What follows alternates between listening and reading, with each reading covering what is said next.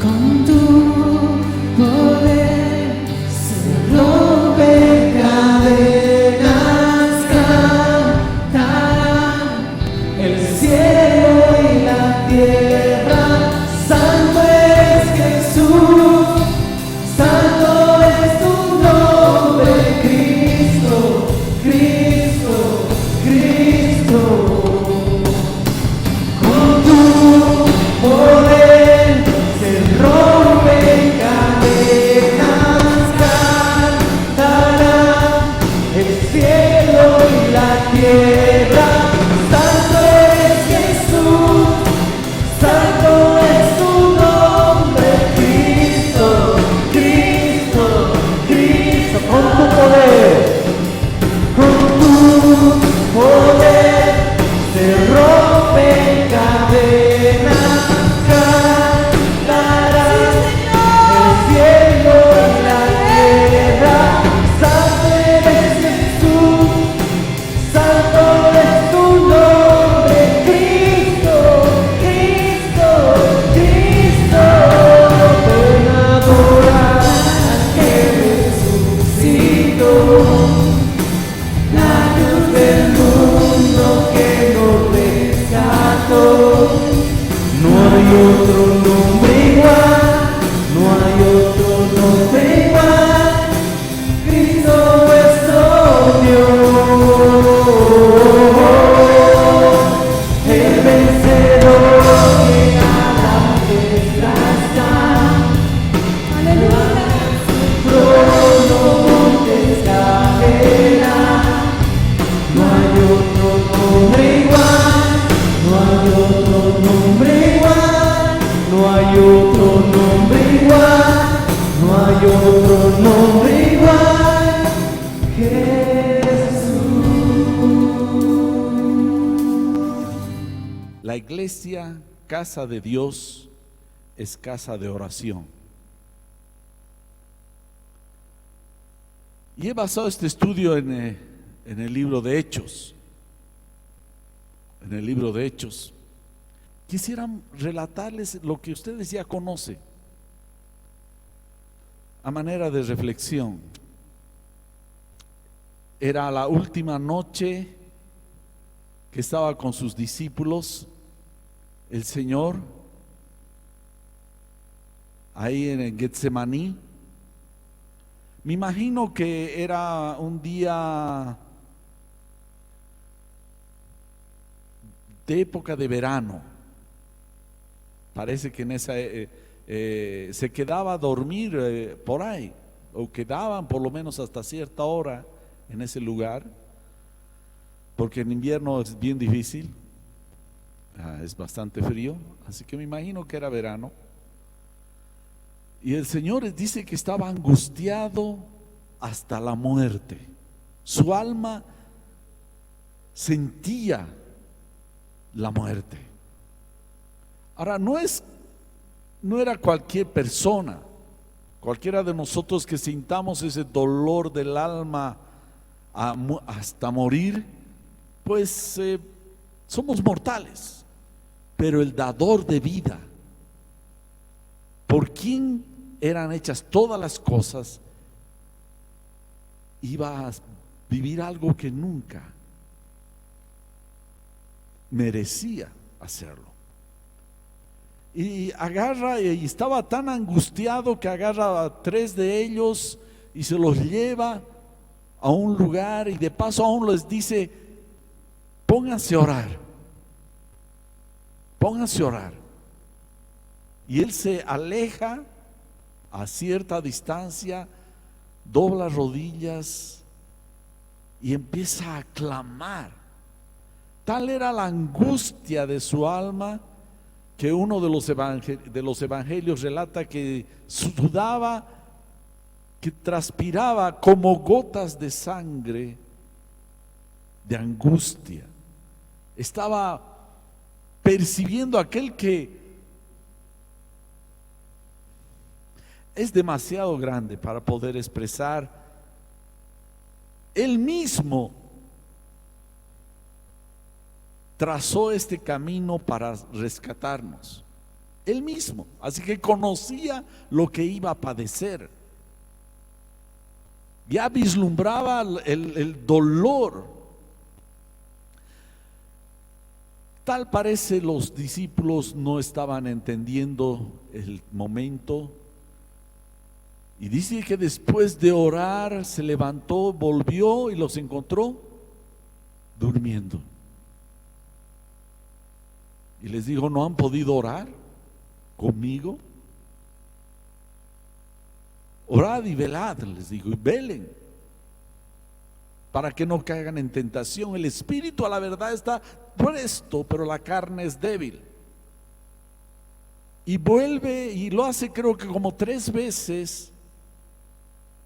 Y igualmente, cada vez que volvía los seguía encontrando tal vez medios cansados por lo que estaban pasando. Y yo veo una iglesia que está de alguna manera en esa condición, como los discípulos. Se duerme cuando tiene que orar. Las cosas que están pasando, ha habido cosas así, pero yo vislumbro de lo que puede pasar, y tal vez estás pasando. ¿No tienes pruebas? ¿No estás pasando momentos difíciles? ¿Y qué haces? ¿Te desesperas en vez de más bien de orar? ¿O te duermes?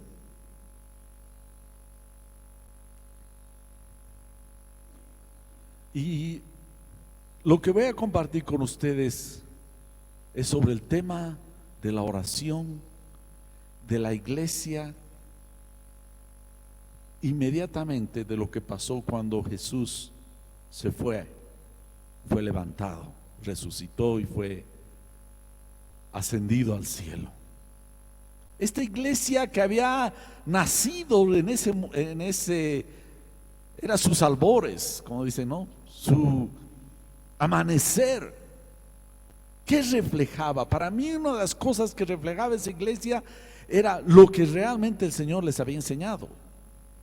Indudablemente había muchas cosas, pero uno de los temas era sobre la oración. ¿Qué pasaba con esa iglesia vibrante que había recién empezado en todo su ímpetu? ¿Y qué es lo que hacía? Pero para empezar, quisiera hacerlo definiendo lo que es la oración. Ahí lo he puesto en el boletín. La oración es conectarnos con Dios, la fuente de poder que suple nuestra necesidad. Es como iluminar con el sol el valle oscuro de nuestra experiencia. Es disponer de la grandeza de Dios para nuestra insignificancia. Orar es reconocer la capacidad de Él para resolver todos nuestros problemas con una verdadera solución. Yo le he puesto al final una frase muy sencilla que define la oración. La oración es hablar con Dios.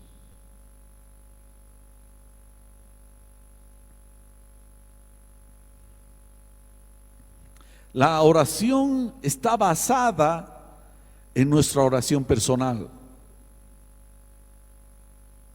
Si tú no tienes una vida de oración personal, a solas, y solo haces oración pública, en momentos públicos, debes retroceder y empezar cuando estás solo.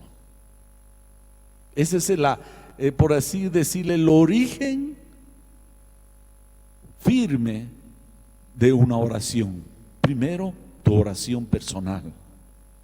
Esto ya lo he hablado en uno de los temas que he compartido no hace mucho este año, donde el título le he puesto ¿Dónde encuentro a Dios?, en base a Mateo capítulo 6, 1 al verso 18. Lo pueden ver, está en el Face, está en YouTube, y si no pueden encontrarlo me avisan, yo les paso el link. La oración para los primeros cristianos, la oración del cristiano empieza en la vida personal que tenga con Dios, porque es una relación personal. Un día conversando, hablando de Yamé, yo le decía, pidiéndole algún consejo, ¿no? Y lo hago regularmente a veces con un hermano, con otro, hermanos que me pueden a veces dar luces. Y le preguntaba sobre algún tema y él me respondió y me dijo, ¿le has preguntado a esa persona qué Dios le ha hablado respecto a este problema? Y hay veces recurrimos a personas antes de recurrir a Dios y decirle, Señor, ¿qué piensas de esto? Si tenemos un Dios vivo, ¿no es cierto?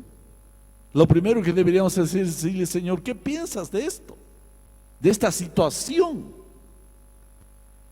La relación personal con Dios es fundamental en el cristiano. Tu relación. Tú vas a ser llamado por tu nombre. No va a decir familia Rodríguez, familia Dueri, familia tal. No, va a ser llamado por tu nombre. No vamos a pasar ese momento en grupo. Vamos a ser llamados por nuestro nombre, porque nuestro nombre personal está escrito en el libro de la vida. Dice tu nombre. No dice familia, los del colegio Vida y Verdad, los que se congregan en la congregación Zona Sur, de tal congregación, de tal lugar. No va a haber eso, va a ser llamado por tu nombre personal. Ahí no vas a poder decir mi papá, mi mamá, ella era de oración, ven, pasa. No, va a ser tú.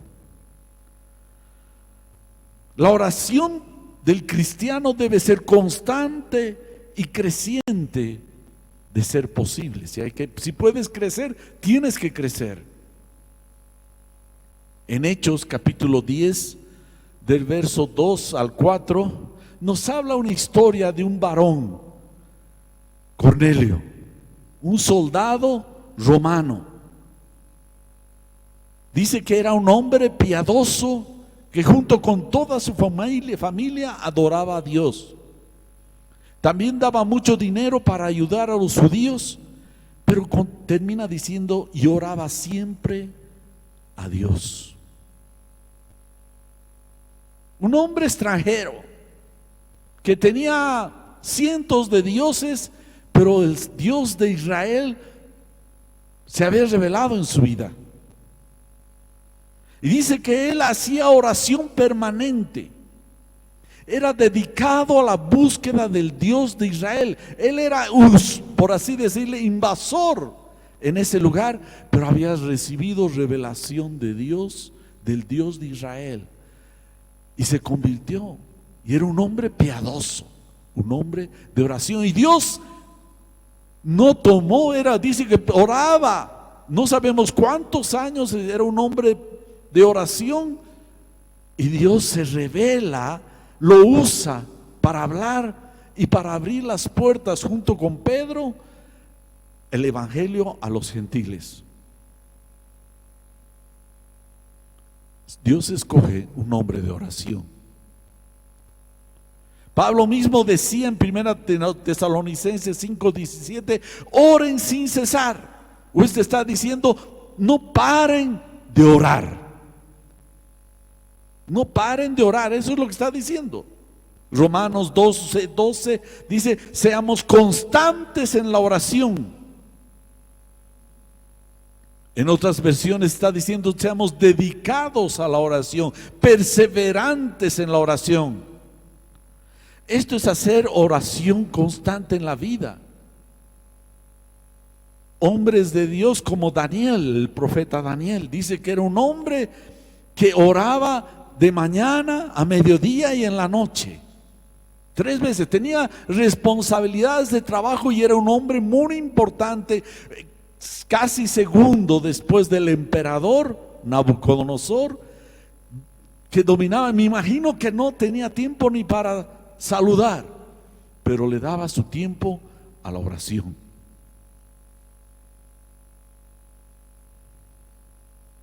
El mismo salmista en el 55:17 dice: me quejaré y lloraré mañana, tarde y noche, y Él escuchará mi voz.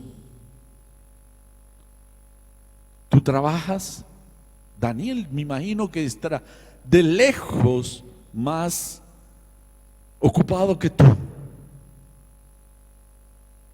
Si escribió en este momento no lo tengo, David, este salmo, también era un rey.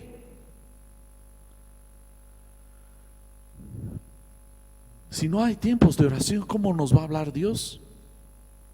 Si vemos la historia de las escrituras, le pasó a Cornelio, lo hemos revisado, le pasó a Pedro, le pasó a Zacarías, padre de Juan el Bautista, y hay una multitud de ejemplos donde hombres que están orando y Dios les habla.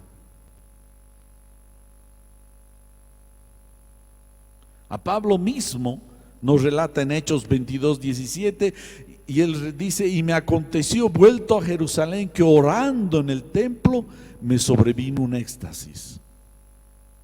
Orando. Ahora, eso no va a ser en la primera vez que dobles rodillas.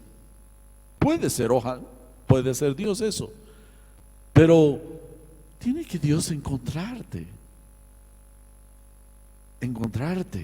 no en una oración ocasional, eventual. Tiene que ser una oración con toda oración, es decir, que sea oración en todo el sentido de la palabra.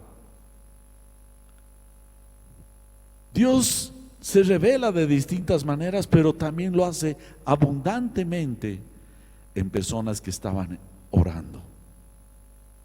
Es imperioso orar y mantener este espíritu de oración, pues hay tentaciones y debemos por sobre todo aprender a disfrutar a solas con Dios. Ahí tu fe es probada, ahí tu humildad, tu orgullo es quebrantado, porque sabes bien que Dios no te va a aceptar si estás en una actitud de soberbia. Ahí es donde empiezan las primeras lides del cristiano.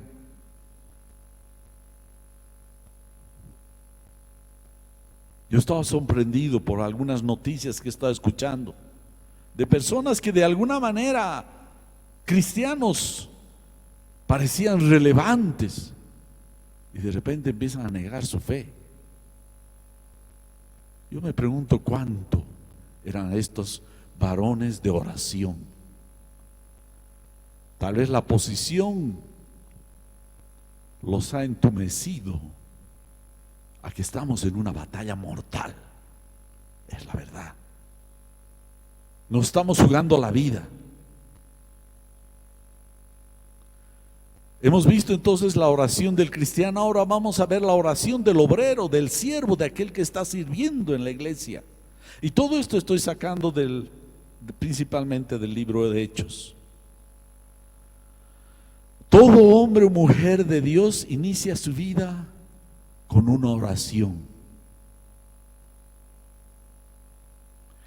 Y vemos la historia de Pablo.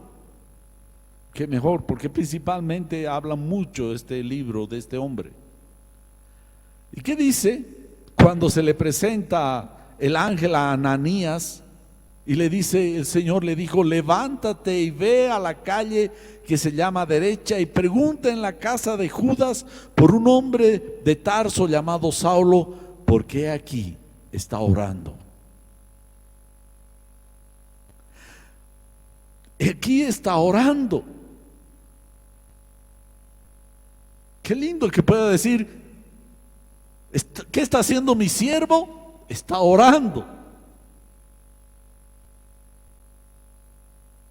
La oración debe anteponer a las tareas domésticas y algunas muchas espirituales. Hechos 6, 2, 4. Y les ocurrió a los apóstoles. Todos conocen, aquellos que conocen las escrituras, sobre lo que aconteció. Se servía a los hermanos, había un servicio de alimentación. Empezaron a quejarse que porque la atención había diferencia, y empezaron a involucrar a los pastores, en ese tiempo los apóstoles. ¿Y qué hicieron los apóstoles? Dice que reunieron los apóstoles a todos los creyentes y les dijeron: no está bien que nosotros dejemos de anunciar el mensaje de Dios para dedicarnos a la administración. Así que, hermanos, busquen entre ustedes 7 hombres de confianza, entendidos y llenos del Espíritu Santo, para que les encarguemos estos trabajos. Nosotros, escuchen lo que decían los apóstoles, nosotros seguiremos orando y proclamando el mensaje de Dios. Ellos habían aprendido de su maestro. ¿De quién lo habían aprendido? De su maestro. Nuestro Señor era un hombre de oración.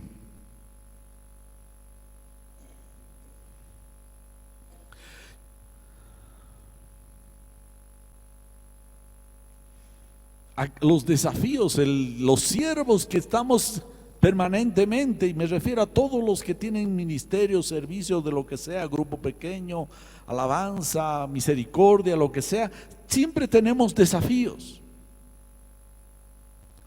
Pero el varón de Dios, el obrero, y la mujer, por supuesto, de Dios también, debe hacer como lo hizo Pedro en Hechos 9:40, cuando está hablando de Dorcas, que había muerto.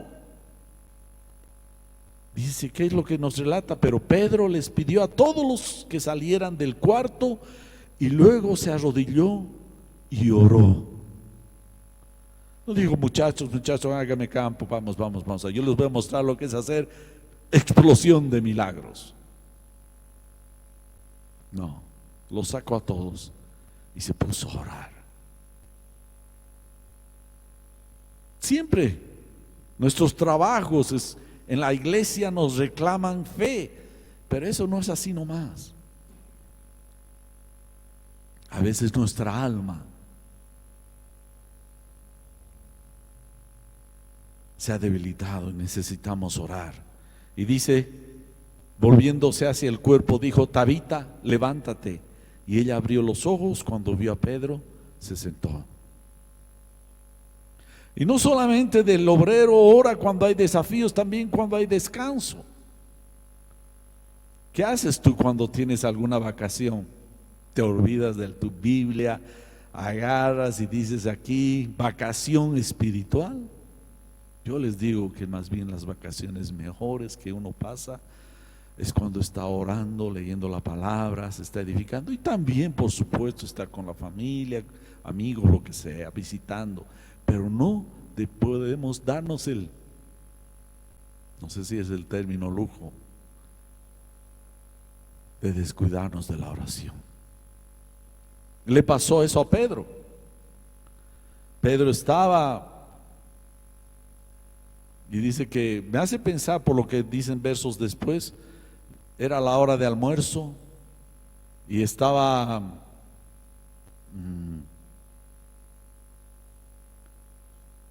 con hambre. Dice que se subió a la azotea para orar. Entonces quiero decirles, hermanos,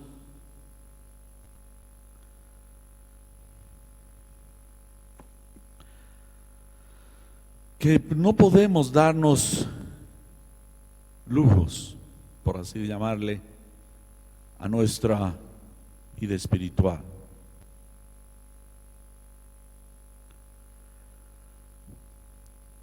Dice 10:9 de Hechos: al día siguiente, mientras ellos iban por el camino, se refería a los enviados por Cornelio. Pedro no sabía, y se acercaba a la ciudad. Pedro subió a la azotea para orar cerca de la hora sexta. El obrero de Dios participa activamente con sus consiervos en ayuno y oración. Voy a añadir esta vez por este momento el ayuno también. Yo te pregunto, ¿hace cuánto tiempo no tienes por lo menos un breve ayuno?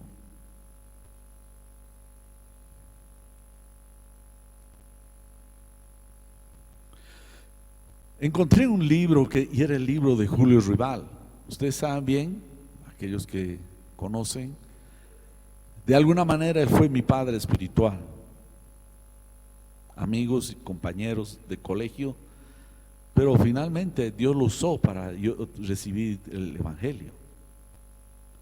Y leí su libro donde dice, se llama Ungido para la cosecha del tiempo final.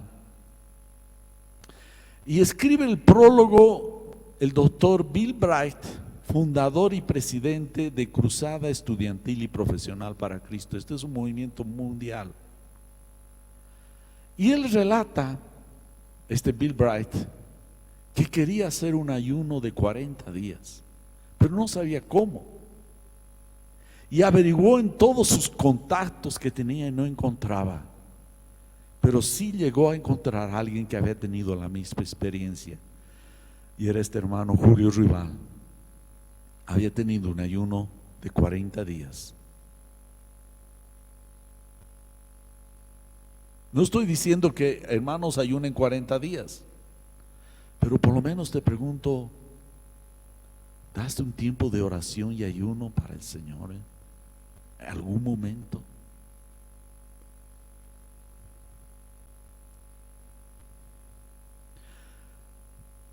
Hermanos, no estamos para vivir este mundo.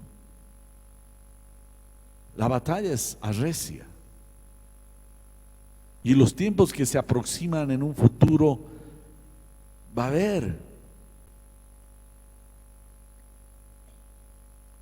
tiempos difíciles.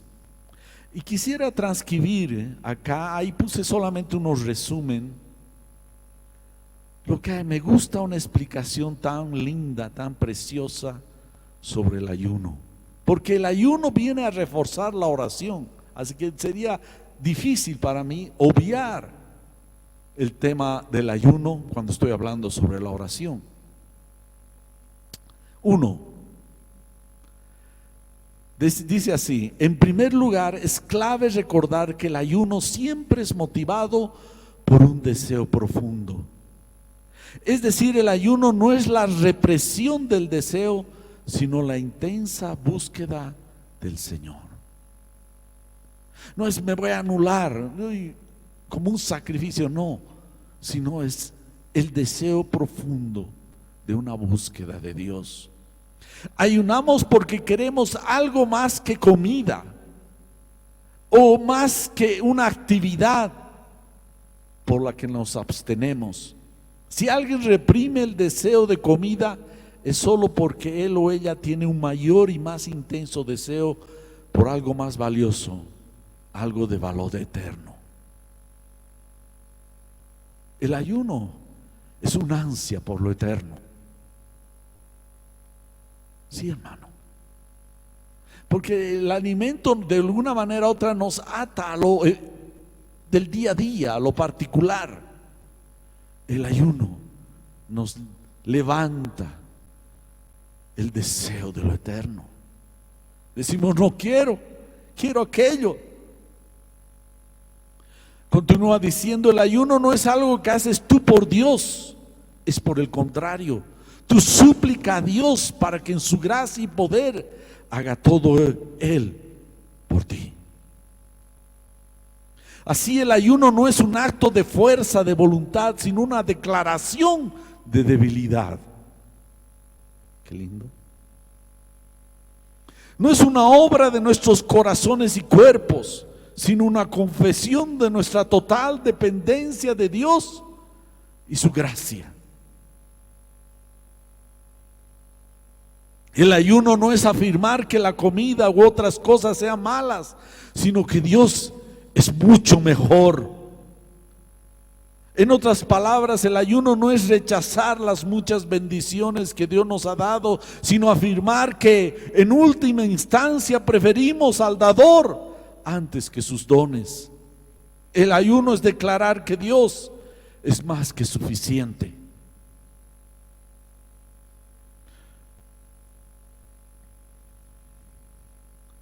Hay una observación especialmente útil sobre el ayuno que John Piper compartió, comparando con la celebración de la Santa Cena.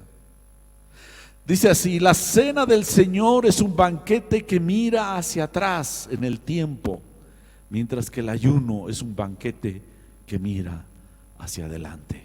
Yo quiero estar en la mesa del Señor cuando Él venga.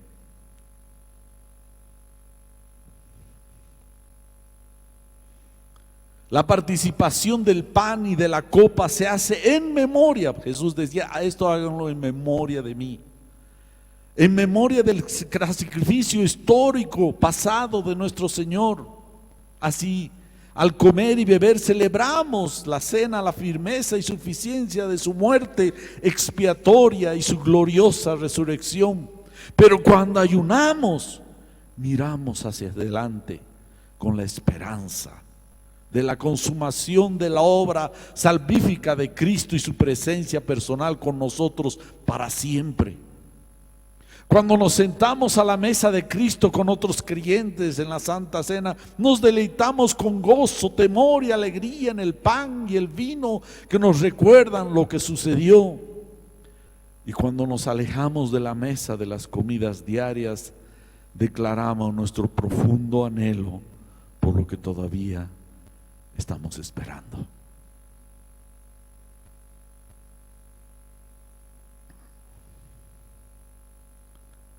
¿Cómo anda tu ayuno, hermano? El ayuno no te salva, definitivo. Pero el ayuno es el clamor de un alma que desea por encima de las demás cosas, las cosas externas y espirituales, en oración, por supuesto. Jesús mismo dijo cuando le reclamaron los fariseos por qué sus discípulos no ayunaban, y él dijo: ¿acaso pueden ayunar cuando están en una celebración de matrimonio? No. Pero él terminó diciendo: pero vendrán días, en Marcos 2:20, cuando el esposo les será quitado, y entonces en aquellos días ayunarán. Aquí nos está hablando de que no ha sido desechado el ayuno. Estamos en una batalla, hermanos. Algunos no se dan cuenta. Algunos no sé que están tal vez como esos discípulos cuando va a ser el Señor sacrificado, están durmiendo. Están durmiendo. Los obreros del Señor en Hechos ayunaban. Dice: los siervos y obreros participan en la oración cotidiana de la iglesia. Hechos 3:1 nos relata que Pedro y Juan subían al templo a la hora de la oración, la hora novena. Tal parece por el contexto que había todos los días a cierta hora un tiempo de oración en el templo, y estos siervos, estos apóstoles, subían a orar, a buscar de su Dios. También como equipo los siervos en Antioquía oraban y ayunaban. Nos habla en Hechos 13:1-3. Había entonces en la iglesia que estaba en Antioquía profetas y maestros: Bernabé, Simón, el que se llama Niger, Lucio de Cirene, Manaén, el que se había criado junto con Herodes el tetrarca, y Saulo, ministrando, haciendo culto, sirviendo, adorando y alabando y orando al Señor y ayunando. Dijo al Espíritu Santo: apárteme a Bernabé y a Saulo para la obra a que los he llamado. Entonces, habiendo ayunado y orado, es decir, continuaron esta oración y este ayuno, les impusieron las manos y los despidieron. La iglesia, hermanos, nació aprendiendo de su maestro una vida de oración, y también ayunaban. Los obreros y siervos intensifican sus oraciones en circunstancias adversas. Intensifican, digo. Seguían su vida de oración, pero redoblaban la oración. Hay mucho que hablar de eso. Voy a poner un solo ejemplo. Hechos 12:5 dice: así que Pedro estaba custodiado en la cárcel, pero la iglesia hacía sin cesar oración a Dios por él. No hacían publicaciones por la prensa que sus derechos, no, los derechos constitucionales. Ellos oraban. Una iglesia que ora, varones que oran, obreros que oran. No sé de dónde nos hemos sacado un pensamiento descuidado en este tema. Hay otros temas ahí que no los voy a tocar porque no son relevantes, pero hablan de la oración. Voy a pasar a la oración de la iglesia. Para ser lleno del Espíritu Santo hay que orar todos juntos en un solo sentir. Sí, la iglesia, para ser llena del Espíritu, ora. ¿Requerimos bautizo que nos hace pensar que ahora esto no es válido para orar? ¿Quieren ser llenos del Espíritu Santo? No era un hombre solo lleno del Espíritu Santo, pero es mucho más poderoso cuando una iglesia es llena del Espíritu Santo. Pero es el mismo principio. La iglesia ora. Esa unidad de oración de una iglesia es lo que nos habla Salmo 133, que allí envía Jehová bendición y vida eterna. Hechos 1:5 nos muestra, porque Juan ciertamente está hablando lo que Jesús les encargó a sus apóstoles, a sus discípulos antes de partir. Porque Juan ciertamente bautizó con agua, mas ustedes serán bautizados con el Espíritu Santo dentro de no muchos días. Hechos 1:14 nos relata qué estaban haciendo. Todos estos perseveraban unánimes en oración y ruego con las mujeres y con María, la madre de Jesús, y con sus hermanos. No estaban jugando un partido de fútbol, y no estoy en contra del partido de fútbol, por si acaso, pero estaban orando. Era una iglesia que ora, y perseveraron en oración. Y esta expectación y ansia que tenían los discípulos, hubo respuesta. Hechos 2:1-4. Cuando llegó el día de Pentecostés, estaban todos unánimes juntos. Es el mismo verbo que usa de que estaban unánimes orando mientras esperaban. Estaban orando, y de repente vino del cielo un estruendo como de un viento recio que soplaba, el cual llenó toda la casa donde estaban sentados.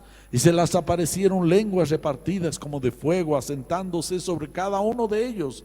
Y fueron todos llenos del Espíritu Santo y comenzaron a hablar en otras lenguas según el Espíritu les daba que hablasen. ¿Saben qué, hermanos? Dios responde el corazón que lo busca intensamente y sin retaseos. Si alguien puede volverse atrás, Es que algo ha pasado, se ha descuidado, se ha dormido, el mundo lo ha absorbido. Porque estamos llenos de filosofías, de pensamientos, de sentimientos. Si queremos mantener una vida fresca, firme, debemos dedicarnos a la vida piadosa, hermanos. No descuidarnos. ¿Qué haces cuando tienes problemas? ¿Te quejas o oras? ¿O no tienen problemas? Claro que hay. A veces el trabajo, a veces un familiar, a veces un hijo, a veces un papá. Y a veces son cosas que duelen, que nos hacen temblar, que nos hacen debilitar nuestra fe. Y la única manera de sobreponer esos momentos es doblando rodillas. Y no solo esos momentos, porque casi no pararan. Eso es lo que vemos.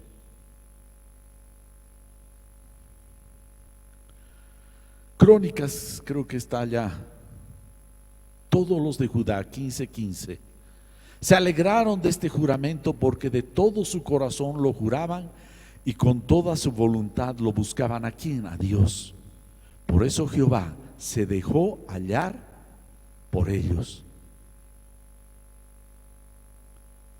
De todo corazón. Yo te hago pregunta, ¿tu corazón es total para Dios? Y si no, tienes que cultivar si quieres hallar a Dios. Estos hombres de Judá dicen que lo encontraron. Lo encontraron. Lo encontraron a Dios porque dice de todo su corazón lo buscaron y lo encontraron. ¿Quieres encontrar a Dios? No vengas tímidamente. Cuando vengas con todo, estoy seguro que vas a ser hallado y vas a hallar a Dios. Dios va a salir a tu encuentro. Pero si uno lo busca tímidamente, pusilánimente, con un corazón dividido en intereses, no reclames. Jeremías 29:13 dice: me buscarán y me encontrarán si es que vienen a buscarme de todo corazón. No tiene que ser un domingo religioso donde levantamos el espíritu religioso de nuestras almas. Tiene que ser una búsqueda intensa, hermanos.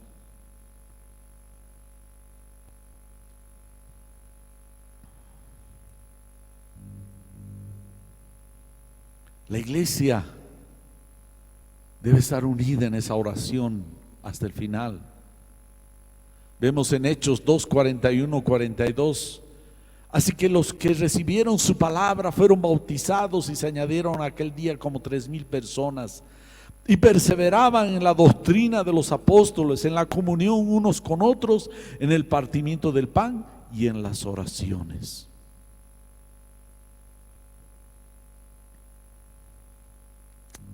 ¿Cómo es iglesia? Pero,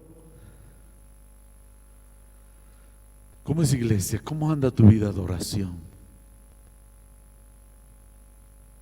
Saben que tienen que tener cuidado que no solamente es doctrina. La doctrina es buena.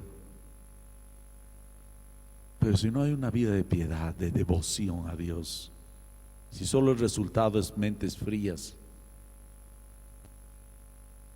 y no corazones en el fuego de Dios, de nada te sirve tu doctrina. Los fariseos vieron eso. Hombres que conocían, sabían dónde iban a ser el Mesías, sabían dónde, que todo, sabían todo, pero les faltaba el corazón.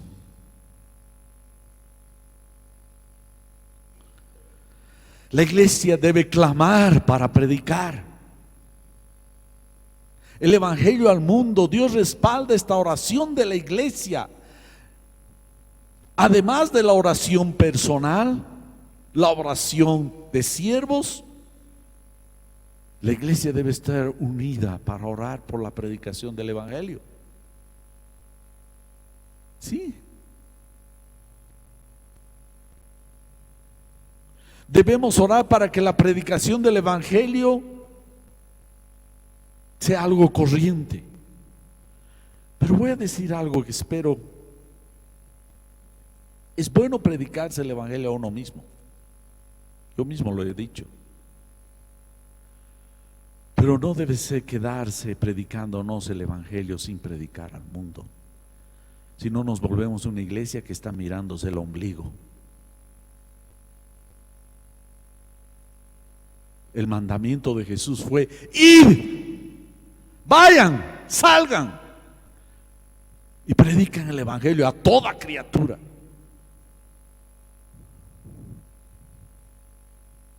Cuidado, seamos una iglesia que tanto nos hemos mirado en el evangelio a nosotros mismos que ya no salimos a predicar.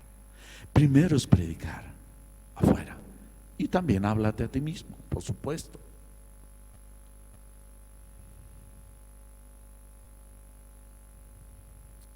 Esa iglesia en Hechos capítulo 4 verso 31, después de esta oración, dice, el lugar donde estaban reunidos tembló y todos fueron llenos del Espíritu Santo y predicaban con valentía la palabra de Dios, el evangelio.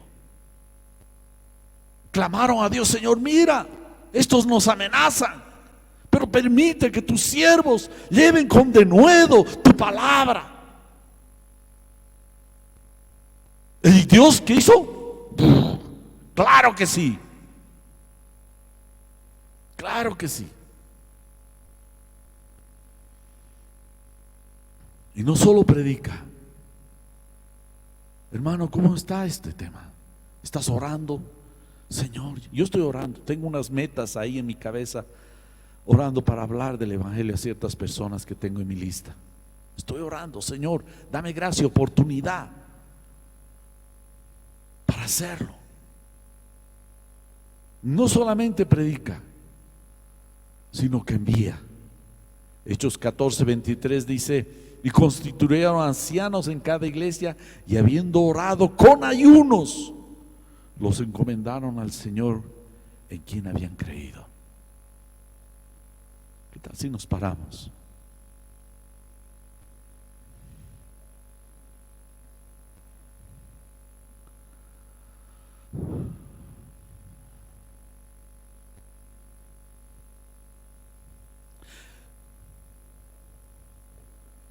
¿Ha quedado claro?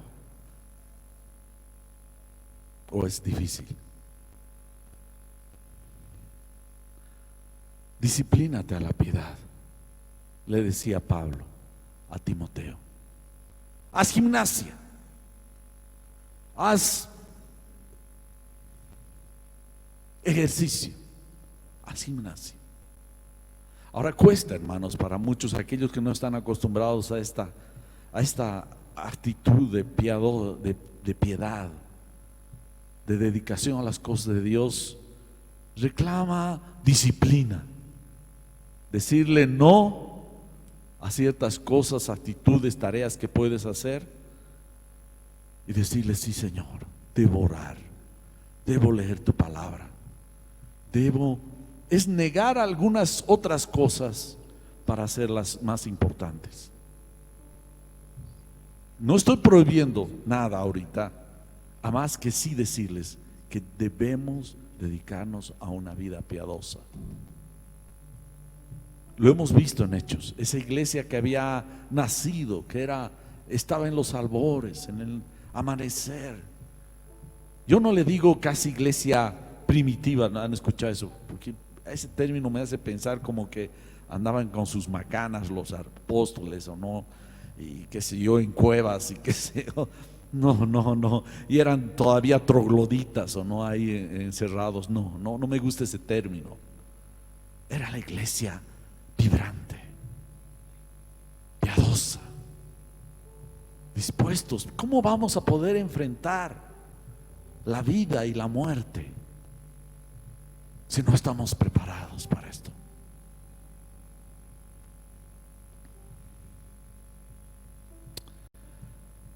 Cada vez que puedo lo cuento.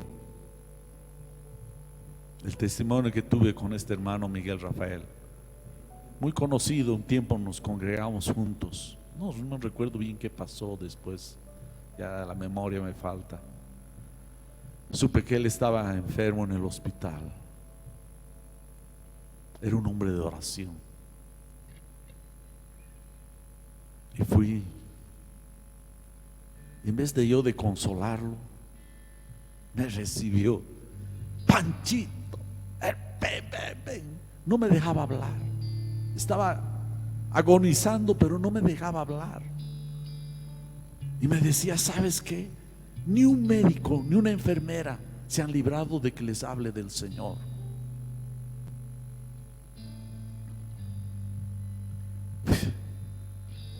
La verdad,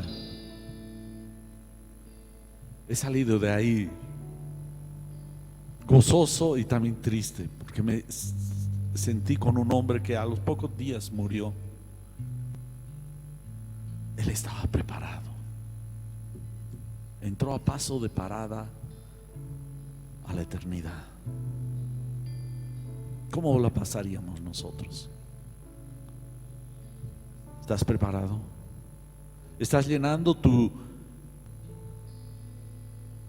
candelabro de aceite, tu lámpara, tu vida? ¿Estás llenando de aceite del Espíritu en la oración, en doblar rodillas?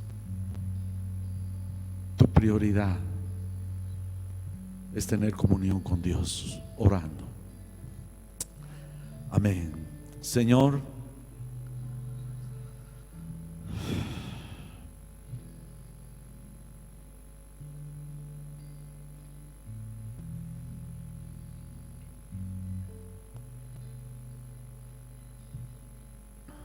te necesitamos, Señor. Ayúdanos a acabar la carrera que nos has puesto por delante. Ayúdanos a acabar en que nos halles adorándote, que nos halles orando, que nos halles como hallaste a Enoc, como hallaste a Elías, quienes caminaban en tu presencia, Señor. No queremos ser hallados lejanos, no queremos ser hallados como alguien que no te conoce ni tú nos conoces.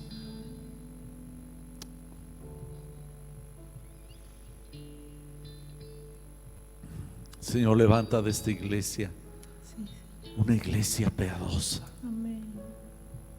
Que como personas nos conoces, sabes quiénes somos y nos encuentras en ese lugar secreto, Señor, contigo.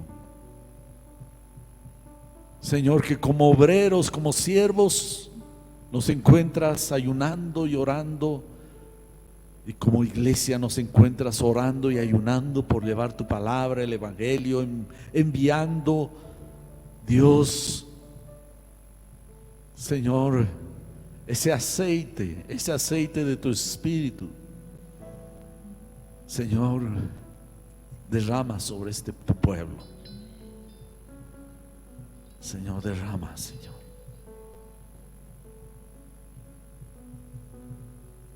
Amén.